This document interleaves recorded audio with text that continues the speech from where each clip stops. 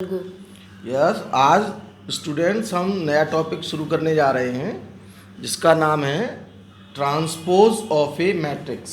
हिंदी में लिखा हुआ आव्यूह का परिवर्त। मैं दोनों में लिख रहा हूँ, आव्यूह का परिवर्त। बोलने में थोड़ा सा सावधानी रखें, परिवर्त, व्रत नहीं वर्त, आव्यूह का परिवर्त। इंग्लिश में इसको कहेंगे हम transpose of A matrix, TRANS, transpose of A matrix.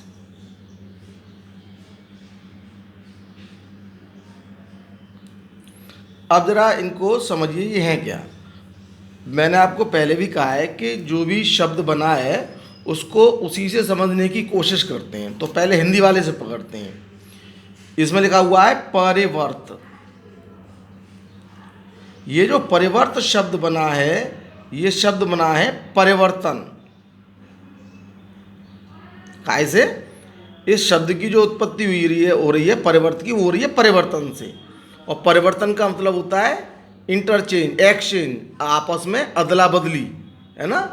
तो अदला बदली यानी कि जो चीज़ एक स्थान पर है वो दूसरे स्थान पर चली जाएगी और उसके स्थान पर वो पहले वाली चीज़ आ जाएगी, है ना।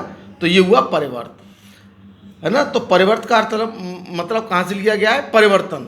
और परिवर्तन का मतलब कहाँ क्या होता है? इंटरचेंज, एक्सचेंज या चेंज, कुछ भी कह लें, ऐसा बहुत ज़्यादा इसके व्याकरण पे नहीं जाना है। तो परिवर्त का मतलब परिवर्तन, तो परिवर्तन का मतलब जहाँ चेंज होता है। अब चेंज मैट्रिक्स में क्या चीज़ का हो सकता है? चेंज मैट्रिक्स में हो सकता है रो कॉलम की जगह आ जाए और कॉलम रो की जगह आ जाए। अब जरा इसको इंग्लिश की डेफिनेशन से समझें। ट्रांसपोज, तो एक शब्द होता है, ये शब्द लिखा हुआ है TRANS, ट्रांस, और पोज। पोज को मैंने थोड़ा दूरी पे लिखा, पोज, अब यूँ कर दिया। तो ये जो शब्द है ट्रांस का मतलब बना है ट्रांसफर, TRANSFAR, और पोज का अर्थ लिया गया है बेटा position.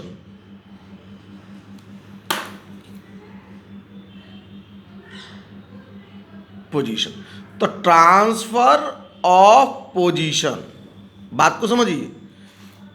Transfer of position, position का मतलब स्थिति, ट्रांसफर का मतलब अदला बदली।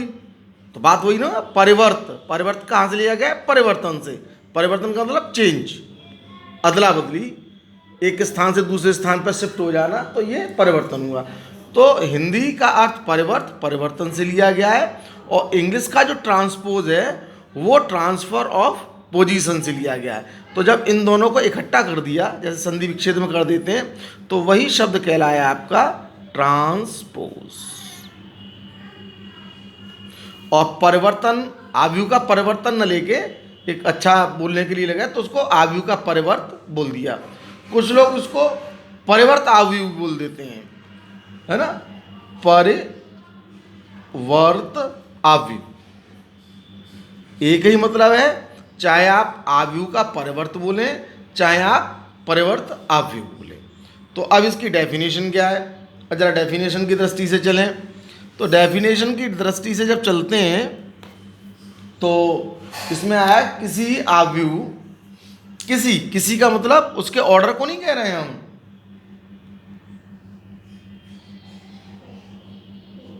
किसी मैट्रिक्स के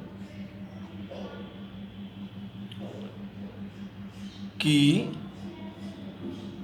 रो को, रो यानी कि पंक्तियों को, रो को कॉलम में तथा कॉलम को, क्या बोला हूँ, कॉलम को रो में बदलने से प्राप्त मैट्रिक्स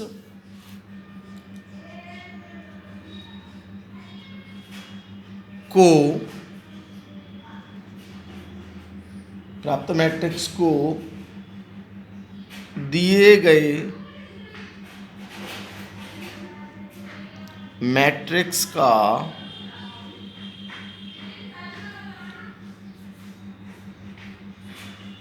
परिवर्त अवयव कहते हैं, है ना। अब मान लीजिए कोई मैट्रिक्स ए है,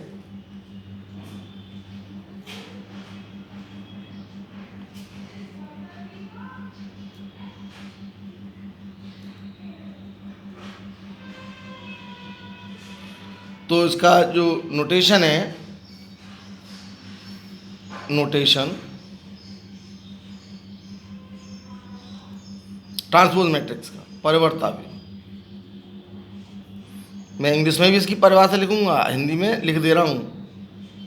वो हो जाएगा ए डैश या ए टी। टी का मतलब transpose of A matrix, T for transpose of A matrix. अभी इसको जरा इंग्लिश में और समझिए, बात वही है। The matrix obtained by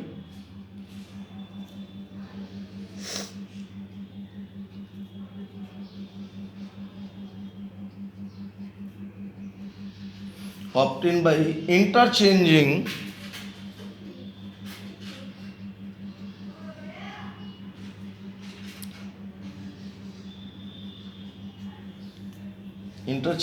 the rows and columns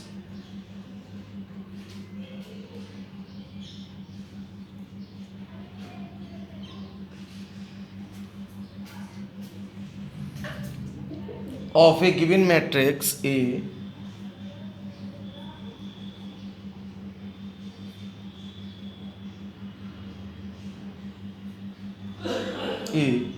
is called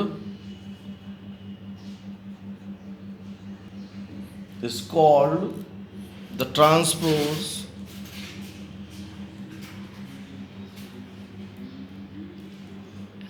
of A and is denoted by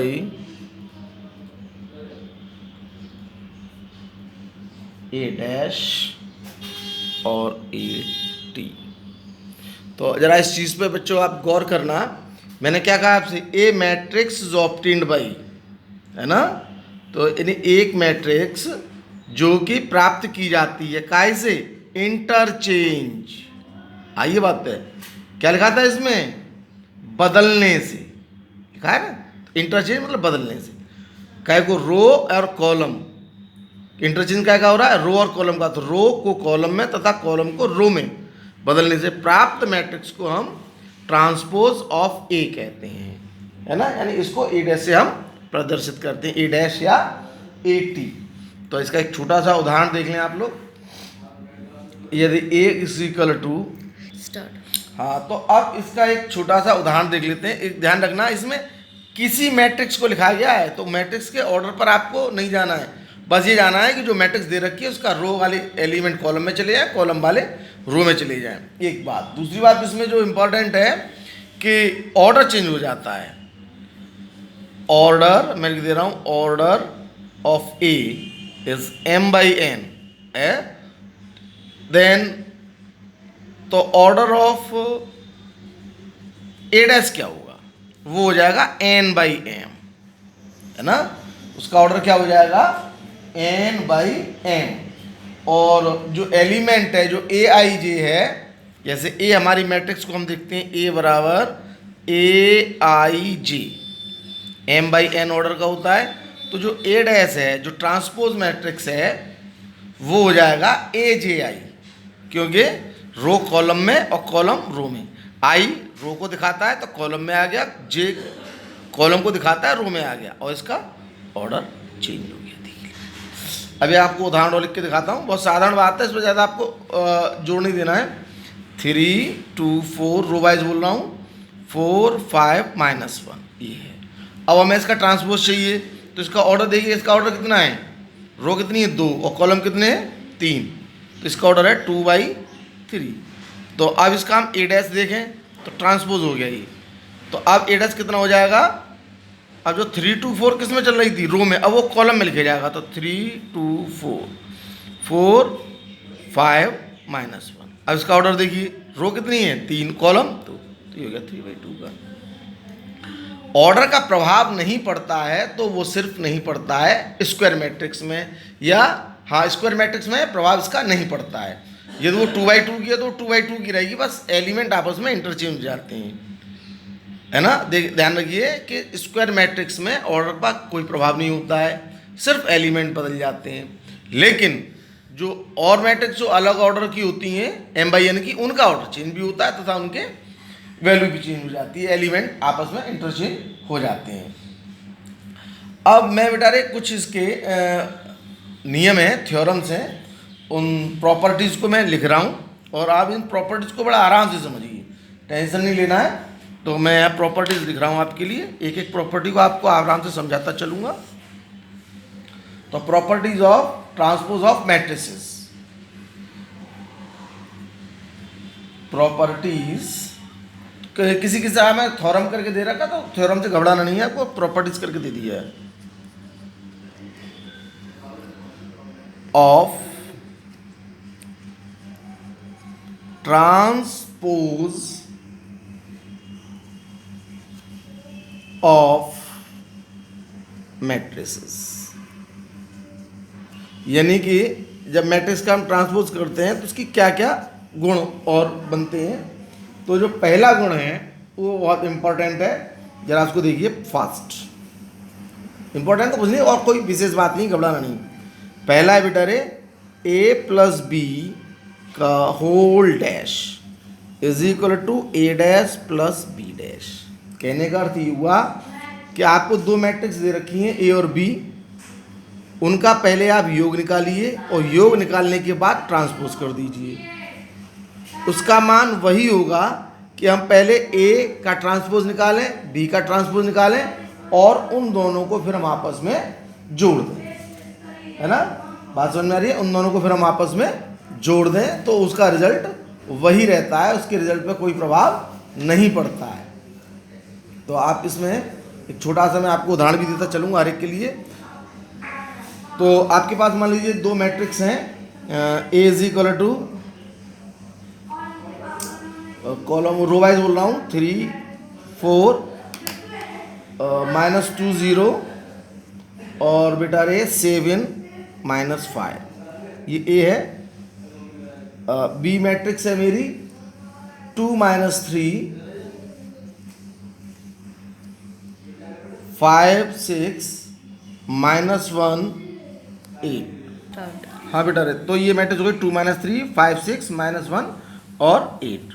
अब इनके ऑर्डर बराबर होंगे क्योंकि इनका हम क्या कर रहे हैं एडिशन, तो इसलिए इनके योग को आप पढ़ ही चुके हैं। जब इनका योग करते हैं तो हम क्या कर देते हैं, इनके ऑर्डर को बराबर रखते हैं। अब हमारा नियम जो था उस नियम के तहत, नियम को मैं यहाँ फिर दोबारा लिख दे रहा हूँ कॉर्नर में, a + b whole dash is equal to a dash plus b dash, ये नियम है। अब जरा देखें, अब हमें a + b निकालना है, इसका क्या निकालना है, a + b। तो पहले a मैट्रिक्स लिख लेंगे हम, इसकी क्या है 3 -2 7 और दूसरा कॉलम है 4 0 -5 प्लस 2 5 -1 और -3 6 8, है ना। अब हम इसका टोटल करें यानी योग करें, तो योग तो आप जानते ही, मैं डायरेक्ट इसको लिख दे रहा हूँ। आप जानते योग करने पे उसके ऑर्डर में कोई फ़र्क नहीं पड़ता है। तो ये हो जाएगा 5 3 6, यहाँ 1 6 5। अब हमें क्या करना है, a + b निकाल लिया, अब इसका ट्रांसपोज लेना है, तो यानी a + b का ट्रांसपोज डैश। तो अब रो कॉलम में और कॉलम रो में चली जाएगी, क्या हो जाएगा 5 3 6, कॉलम था रो में बदल गया, ठीक है ना। और ऐसे कर लें, जो रो है वो कॉलम में आ जाएगी, एक ही बात है। और यहाँ हो जाएगा बेटा आपका a + b whole 1 sorry minus, ये 3 आएगा प्लस का, 5 3 6 5 6 और 1 6 3, ठीक है। अब यहाँ आ जाएगा 1 6 3, है ना। तो ये हो गया। अब इसका ऑर्डर कितना था, कितनी रो थी, 3 और कॉलम 2, तो 3/2 ट्रांसपोज हुआ। अब कॉलम कितने हो गए, 3, रो कितनी हो गई, 2, तो ये हो गए 2/3। अब कह रहे हैं का ए डैश, अब क्या कहा है, ए प्लस बी का होल डैश निकालिए, किसके बराबर है, ए डैश तथा बी डैश के योग के। तो हमने ए डैश निकाल देना है इसका, तो ए डैश इसका कितना हो जाएगा, 3 - 2 7 ए डैश। तो जो 3 क्या में था, अब इसका कॉलम में था, अब उसको हम रो में लिखेंगे, 3 - 2 7 और यहाँ आ जाएगा 4 0 -5, ये हो गया ए डैश। अब इसका बी डैश देखें, तो बी डैश कितना हो जाएगा बेटा रे, 2 5 - 1 2 5 - 1 और -3 6 8 रो में आ जाएगा, अभी कॉलम में है, रो में आ जाएगा, -3 6 8। अब इन दोनों का सम कर दें, अब इनके सम करेंगे तो क्या हो जाएगा, 3 - 2 7 4 0 -5 प्लस 2 5 -1 -3 6 8 और ओवरऑल यहाँ पे जब हम ऐड करके रिजल्ट निकालेंगे तो वो कितना आएगा, 5 3 6, आप जुड़ के देख सकते हैं, और 1 6 3, वही रिजल्ट आएगा। तो ये हमने जो पहली प्रॉपर्टी लिखी है वो सिद्ध होता है कि a प्लस बी का whole dash a dash plus b dash के योग के बराबर होता है। कहने का अर्थ ये है कि हम ये कह सकते हैं कि दो अवयवों के योग का ट्रांसपोज उनके अलग अलग ट्रांसपोजिस के योग के बराबर होता है। मैं दोबारा बोल रहा हूँ, दो अवयवों के योग का ट्रांसपोज उनके अलग अलग ट्रांसपोज के योग के बराबर होता है। ये नियम, ये मैंने प्रूफ करके एक एग्जांपल दे दिया। दूसरी इसकी जो प्रॉपर्टी है, दूसरी इसकी प्रॉपर्टी वो ये कहती है कि A dash whole dash, sketch बदल रहा हूँ थोड़ा सा, A dash whole dash is equal to A is any matrix, ये कोई भी मैट्रिक्स है। कहने का अर्थ क्या हुआ कि यदि किसी मैट्रिक्स का लगातार ट्रांसपोज किया जाए तो वही मैट्रिक्स रिपीट हो जाती है। बात को दोबारा समझें, the transpose of the transpose of A matrix is the matrix itself. मैं दोबारा बोल रहा हूँ, the transpose of the transpose of A matrix is the matrix itself.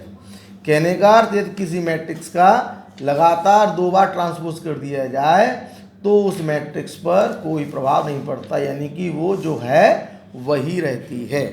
बात समझ में आ रही होगी। तो मैं इसका एक छोटा सा उदाहरण देता हूँ। उदाहरण देखिए, a is equal to row wise 2 3 -1 और 0 -5 7, है ना। और अब हम इसका ले लें a डैश। a डैश आपको पता ही चल रहा क्या हो जाएगा, हो जाएगा 2 3 -1 0 -5 7। अब इसका पुनः हम ए डैश द्वारा ट्रांसपोज ले लें, इसका ट्रांसपोज ये, अब इसका ट्रांसपोज ले रहे हैं तो हो जाएगा ए डैश होल डैश। अब इसकी वैल्यू क्या हो जाएगी, 2 3 -1 0 -5 7, यानी क्या हो गया ए। तो कहने का किसी मैट्रिक्स का ट्रांसपोज मैट्रिक्स वही होती है। अब एक तीसरी प्रॉपर्टी बेटा रे, अब बेटा तीसरी जो प्रॉपर्टी आती है वो रिवर्सल लॉ के नाम से जानी जाती है। किस लॉ के नाम से जानी जाती है, रिवर्सल लॉ।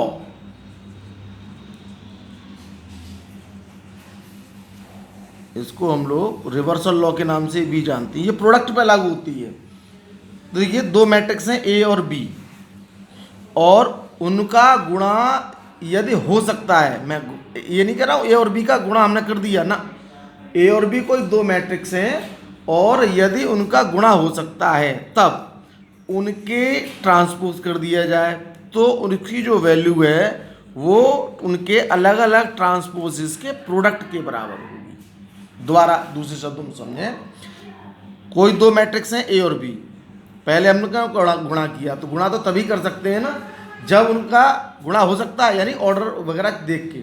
तो दो मैट्रिक्स का गुणा किया, उसके बाद हमने उसका ट्रांसपोज किया, तो उसकी जो वैल्यू है वो बी का ट्रांसपोज करें, फिर ए का ट्रांसपोज करें और उन दोनों का गुणा करें, उसके बराबर होती है। इस बात को ऐसे कहते हैं कि the transpose of the product, the transpose of the product, गुणा हो रहा है, the transpose of the product is the product, क्योंकि ये भी गुणा हो रहा है, is the product of their transposes in reversal order. The transpose of the product is the product of their transposes in reversal order। ये इसकी परिभाषा है, बहुत छोटे से एग्जाम्पल से समझ में आ जाएगी, टेंशन की इसमें कोई खास बात है नहीं। मान लीजिए कि एक मैट्रिक्स है ए, इस तरीके से मैं रो वाइज दे रहा हूँ, 2 4 -1, और दूसरी रो है -1 0 2, और बी एक मैट्रिक्स है, ये 3/3 का है।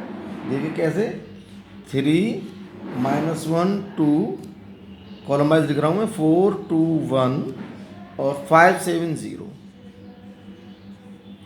है ना। तो हमने मैट्रिक्स से भी अलग अलग क्यों लिए, अलग अलग इसलिए लिए कि पहले हमें मैट्रिक्स ये देखना गुणा हो सकता है कि नहीं हो सकता, तो हो सकता है। ये कितने की है, 2/3 की, ये कितने की है, 3/3 की, इसका मतलब गुणा हो सकता है, यानी कि हम इनके गुणा को कर सकते हैं, तभी इसके आगे का स्टेप लिया जाएगा। ऐसा नहीं कि आपने दे दिया और आपने सवाल शुरू कर दिया, पहले देखिए गुणा हो सकता है, उसके बाद ट्रांसपोज पे चलेंगे।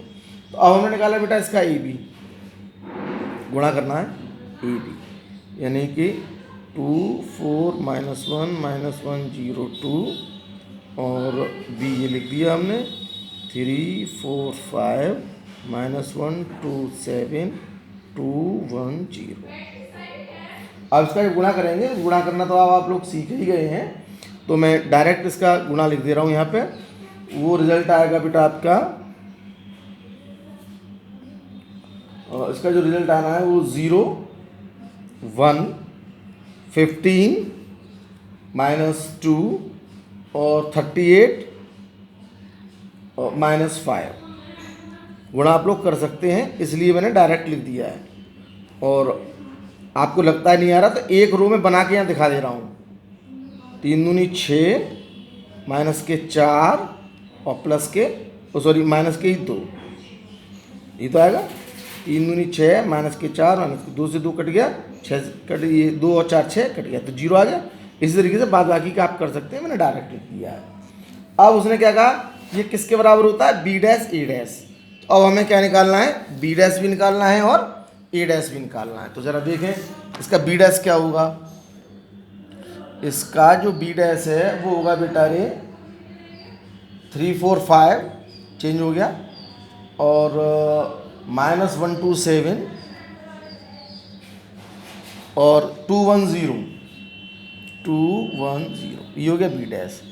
ए डैश क्या हो जाएगा बेटा रे इसका, ए डैश इसका हो जाएगा 2 4 -1 -1 0 2, ट्रांसपोज हो गए ना दोनों के।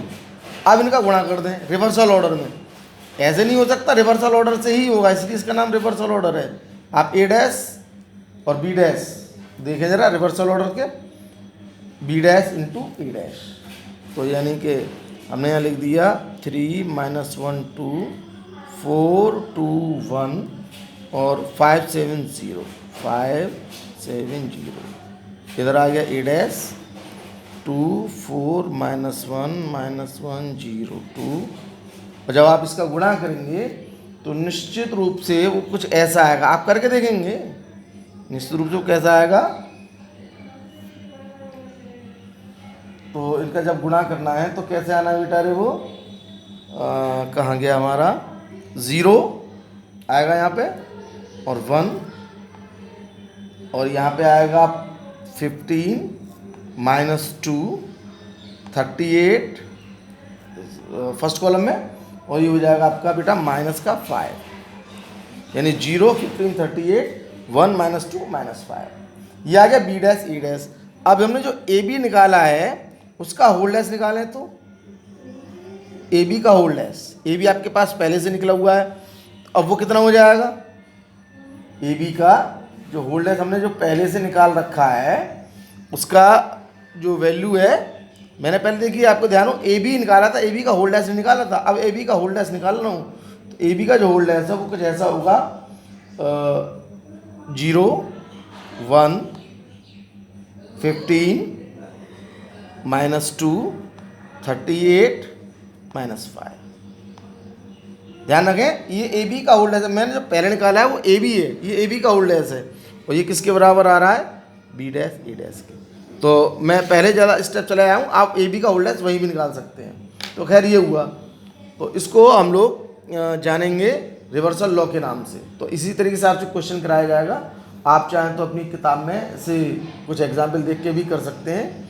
2 डेफिनेशन और हैं बेटा, उन 2 डेफिनेशंस को मैं पूरा कर दे रहा हूँ। एक होती है सिमेट्रिक मैट्रिक्स और दूसरी होती है skew symmetric matrix.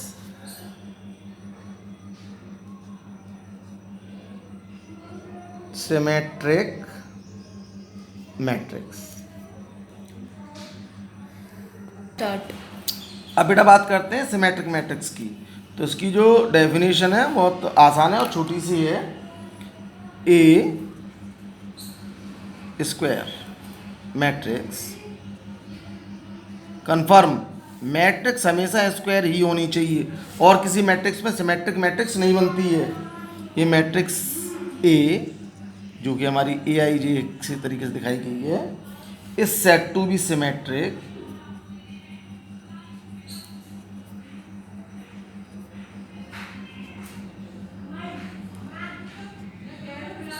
If condition है ए आई जे बराबर ए जे आई, या ऐसे कहते हैं ए डैश बराबर ई, यानी कि किसी मैट्रिक्स का ट्रांसपोज करने पर वो मैट्रिक्स वही बनी रहती है, तो वो मैट्रिक्स सिमेट्रिक मैट्रिक्स कहलाती है। इसका एक उदाहरण बता रहा हूँ आपको।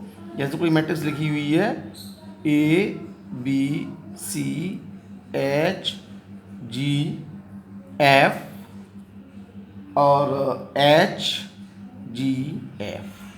अब आप इसका ट्रांसपोज करेंगे तो ये यही रहेगी किसी भी हालत में। जैसे इसका मैं ट्रांसपोज कर दे रहा हूँ, ए डैश निकालो इसका, तो वो यही रहेगा ए एच जी, तो कोई फ़र्क नहीं पड़ रहा है, H B F G F C, तो किसके बराबर रहा, ए के। तो ये इस तरीके की जो मैट्रिक्स है वो ट्रांसपोज जिसका वही रहता है, तो ऐसी मैट्रिक्स को हम लोग सिमेट्रिक मैट्रिक्स बोलते हैं।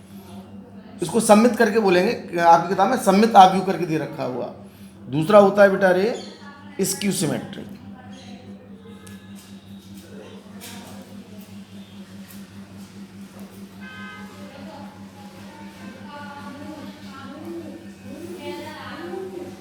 अब क्या होता है, ये देखिए मैं फिर दोबारा बता रहा हूँ, ये सब स्क्वायर मैट्रिक्स पर ही नियम लागू होता है।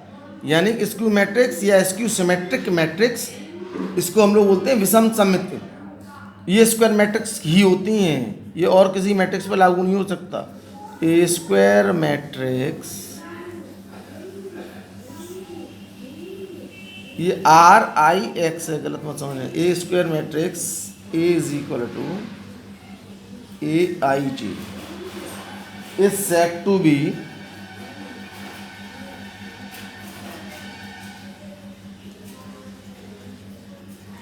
Skew symmetric.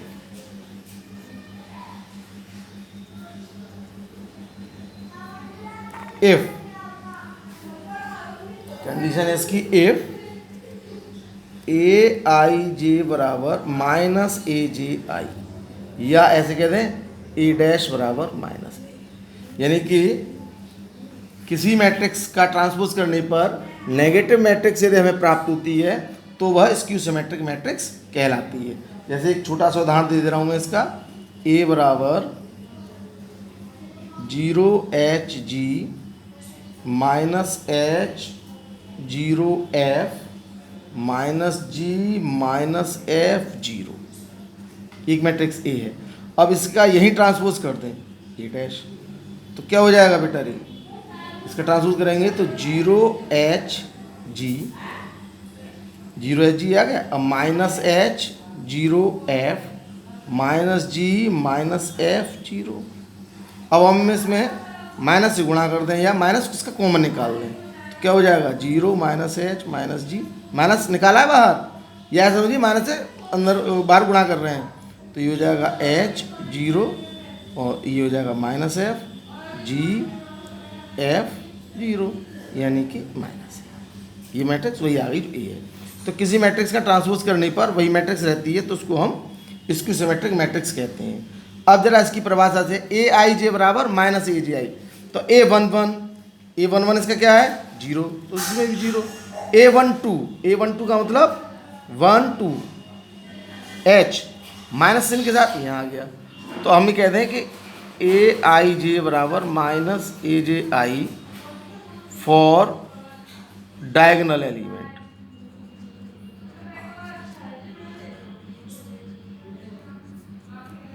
यानी कि विकर्ण अवयवों के लिए आई बराबर जे होता है, विकर्ण अवयव ये होते हैं जिसमें आई और जे 1 1 2 2 3 3, तो क्या हो जाएगा ए आई आई बराबर माइनस ए आई आई, यानी 2 ए आई आई बराबर जीरो।